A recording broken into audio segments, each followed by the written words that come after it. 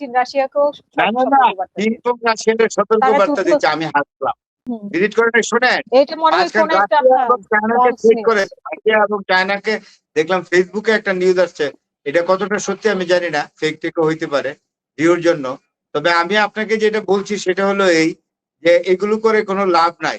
কারণ জেলেনস্কি ভয়ে আজকে সমগ্র জাতির উদ্দেশ্যে ভাষণ দিচ্ছে, দিয়ে বলে আপনারা সবাই তটস্থ থাকেন, সাবধান থাকেন, কারণ 48 ঘন্টার মধ্যে হুম রাশিয়া আমাদের উপর আক্রমণ করছে এবং রাশিয়া আক্রমণ করবে। হুম হুম কারণ মস্কোতে মানে মিসাইল অ্যাটাক করছিল না, এটার জবাব কিন্তু হুম পুতিন হুম সাংঘাতিক ভাবে দিবে এবং ইউক্রেনের অর্ধেক দখল করে নিবে, আপনাকে বলে রাখলাম। হুম হুম হুম। এবং আমরা তো দেখলাম যে যুদ্ধ জাহাজ পাঠালো কুয়েত এবং ইয়েতে বাহরাইনে, আহ, ইরান।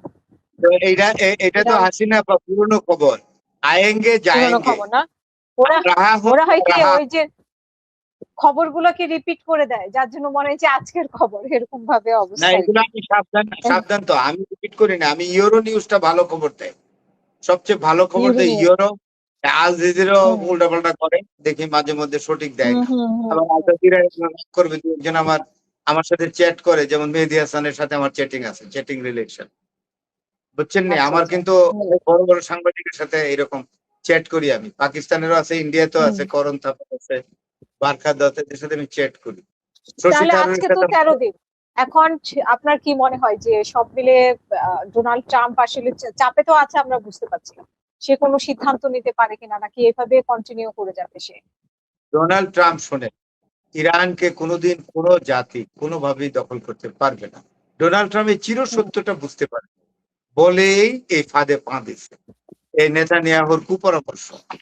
ও কথায় হুম আছে না যে সংঘর্ষে মানুষ নষ্ট হয়, ডোনাল্ড ট্রাম্প যে কত হুম বড় পরাজয়। এবং আরেকটা জিনিস বলে, ডোনাল্ড ট্রাম্পের মেয়াদ শেষে ডোনাল্ড ট্রাম্প কিন্তু জাতির সামনে বিচারের মুখোমুখি হবে। সমগ্র হুম আমেরিকান জাতি তার বিচার চাইবে। বিচার চাইবে দুটো কারণে, হুম একটি কারণে হলো অন্যায় যুদ্ধ করেছে, করে আমেরিকার বহু সৈন্য এখানে মারা গেছে, পুরাটা বলে না। আর দ্বিতীয় হলো জেনোসাইড করেছে। হুম আমেরিকার সাধারণ নাগরিক হুম অত্যন্ত সিভিলাইজড, সবাই খারাপ না, তারা কিন্তু তার হুম বিচার দাবি করবে, যে তার ট্রায়ালে তার বিচার হুম করা হোক।